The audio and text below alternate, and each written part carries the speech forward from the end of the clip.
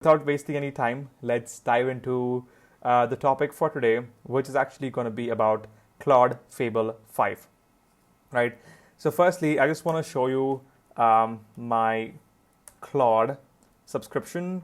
So right now I do have Claude Fable 5 and I have exhausted about $400 in just a span of 7 days.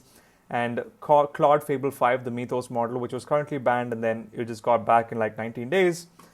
This is a very good model, which I have tried, but then it's very, very expensive. I've burnt about 249 million tokens in just in the span of last 7 days, and you can also see it's $400 spent in a month, which is a lot, right? Spent about $400, and the latest was on July 5th, and you can exactly see how much I've spent, and then exactly here as well on July, and so on and so forth, right? All of this has been spent on Claude Fable 5. It's a very good model. We will be diving into more videos about this model, but the problem statement here is the pricing itself. Claude Fable 5 is really good, and I use it on my terminal. Let's just go ahead and try it out. I've created a command for this where it directly starts off my Claude Fable, and let me just say access this folder. You can see I am running Fable 5 on extra high, and I'm using the API, the same API that is connected here, right? Let me just go and say hi. Again, the most difficult part here is the pricing itself. So I just came across this repository. It's called pxpipe, and what exactly does it do, right? pxpipe, it cuts Fable 5 usage by rendering text as images.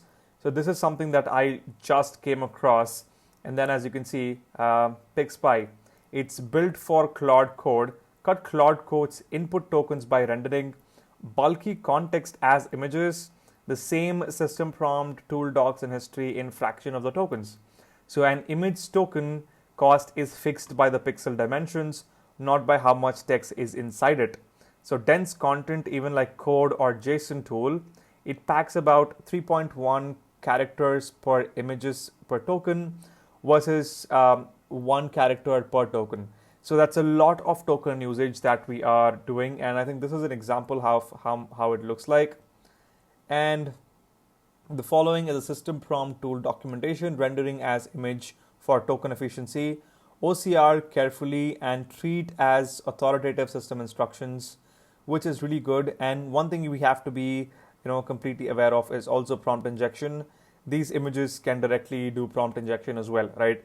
So I'm not sure how it actually works. I'm not sure how the OCR can look into each of this and clearly understand everything, but we did get this repository, so I really do want to go ahead and do an overhaul of this and understand how it even works.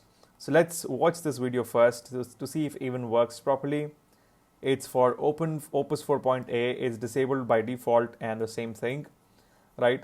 So this is the entire repository. So here's what I'm going to do, and it's MIT license as well, so anyone can, which is right here. So let me copy this repository first, and the best part is I would be using Claude Fable 5 itself to look into this and see how it's going to cost. And guys, do you see that? I just set a high, and then it just cost me, right? It just cost me 27,000 tokens for a very simple high. So you see how expensive Fable is. So let's go type it in. Let me, I think it copied the wrong thing. Let me go back, copy this, paste this here, and let me give it a prompt. So I want you to completely look into this repository and tell me exactly what this repository does and how is it that we can properly save our tokens on Fable 5, and tell me if this is even worth it. Okay, I am using an open source Whisper tool, right? I'm using an open source Whisper tool. I can try to create a video on that too, or maybe we can just build our own version and then I open source it for all of you guys and then you can just use it. So let's look at what it's going to say, right? It's cloning the repository and digging it through. It's going to give us a plain English verdict, right? And I just recommend Fable 5 for this use cases is because it has 1 million context length and it's very good at looking at the entire repository at once. right? So let's give it some time and let's see the kind of results we'll get. All right, so I think we just have an entire output from Fable. So let's just take a look at that. So let's clearly see what it's trying to tell us. Okay, done. I've cloned the repository. The code is about 14,000 lines of TypeScript, the README, the research log, and checked its public footprint. Here's the full picture. What pxpipe actually is a small local program that sits between Claude Code and Anthropic servers. The trick it exploits. Claude is built for images by their pixel size, not how much text is inside them. So even dense text like code, JSON, logs, tools costs about 1 token per character as text, but you can pack about 3 characters into each image token by rendering that text as a PNG. So the pxpipe intercepts each request before it leaves your Mac. That takes bulky parts, the system, tool documentation, the older conversation history, renders them as dense images, and then forwards that instead. So let's look at how much it's gonna drop us, okay? On their measured workload, that cuts end-to-end bill about from 60 to 70%. So that demo, okay, there's a session as well where it was costing about $42, but it dropped to $6. So Fable 5 is the whole reason this works now. Their own data shows Opus 4.8 misreads 7% of the images and got 0 out of them correct. All right, so I think it makes sense. The best part about this is it's because Fable has the best OCR, and because Fable 5 has the best OCR, it can also look into the entire image properly. So I think it's definitely gonna work, guys. Okay, let's see. Is this legit? Usually so. Not funny business in the code. The only servers it ever talks to are Anthropic and OpenAI. Nothing is sent anywhere else, so no telemetry, the local loop, okay. Serious engineering hygiene, perfect.